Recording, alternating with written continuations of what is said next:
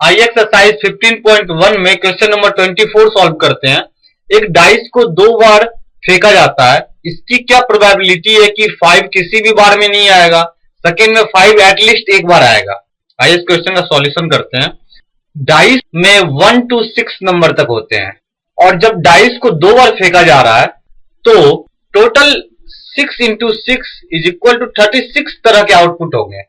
Number of total possible outcomes is equal to 6 into 6 is equal to 36। इसे इस तरह समझते हैं, डाइस में नंबर है 1 2 3 4 5 6, सेकेंड बार भी जो नंबर है 1 2 3 4 5 6।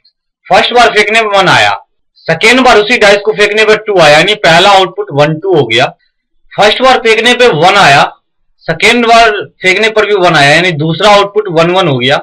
इसी तरह तीसरा आउटपुट हो जाएगा, मान लीजिए फर्स्ट बार फेंकने पर 1 ही आया और सेकेंड बार फेंकने पर 4 आया, यानी इस तरह हमें 36 आउटपुट यानी 6 into 6 36 आउटपुट मिलेंगे।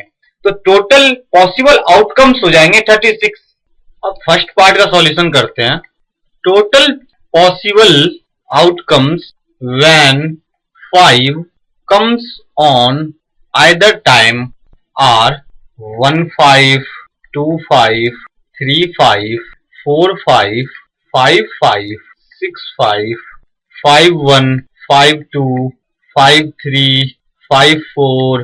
Total possible outcomes when 5 comes on either time, यानी कि 5 कम से कम एक बार आ रहा हो, ऐसे पॉसिबल आउटकम्स यानी ऐसे पॉसिबल रिजल्ट्स हैं 1 5 2 5 3 5 4 5 5 5 6 5 5 1 5 2 5 3 5 4, यानी टोटल 11 रिजल्ट्स ऐसे हैं जिनमें 5 कम से कम एक बार आएगा, यानी 36 में से 11 रिजल्ट्स में 5 कम से कम एक बार आ रहा है। Hence, number of favorable outcomes is equal to 11।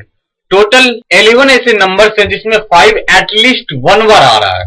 Hence, probability of getting 5 at least 1 time is equal to number of favorable outcomes divided by number of possible outcomes is equal to favourable outcomes हैं जिनमें 5 एक बार कम से कम आ रहा हो 11 divided by possible outcomes total है 36, तो 11/36 हो गया, यानी probability of getting 5 at least 1 time, यानी 5 कम से कम एक बार आए, इस चीज की प्रोबेबिलिटी 11/36 है।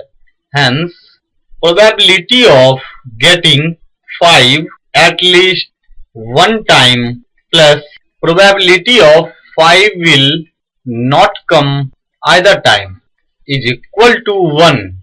हम जानते हैं कि probability of event E plus probability of event not E is equal to 1 होता है। यहां भी सेम केस है, probability of getting 5 at least 1 time, यानी 5 कम से कम एक बार आए इसकी probability प्लस 5 एक बार भी नहीं आए इसकी probability, यानी 5 will come plus 5 will not come is equal to 1।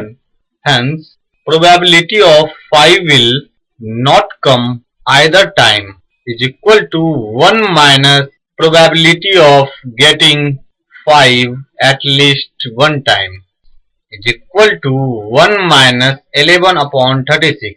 इसकी वैल्यू हमने निकाली है, probability of getting 5 at least 1 time 11/36 is equal to 36 minus 11/36 is equal to 25/36। Hence, probability of 5 will not come either time is equal to 25/36। अब हमें second part का solution करना है। Second part में हमें निकालना है कि 5 कम से कम एक बार आए, 5 कम से कम एक बार आए, ऐसे टोटल 11 आउटकम्स हैं और उसकी प्रोबेबिलिटी हमने अभी निकाली थी 5 getting 5 at least 1 time is equal to 11/36। Probability of getting 5 at least 1 time is equal to 11/36।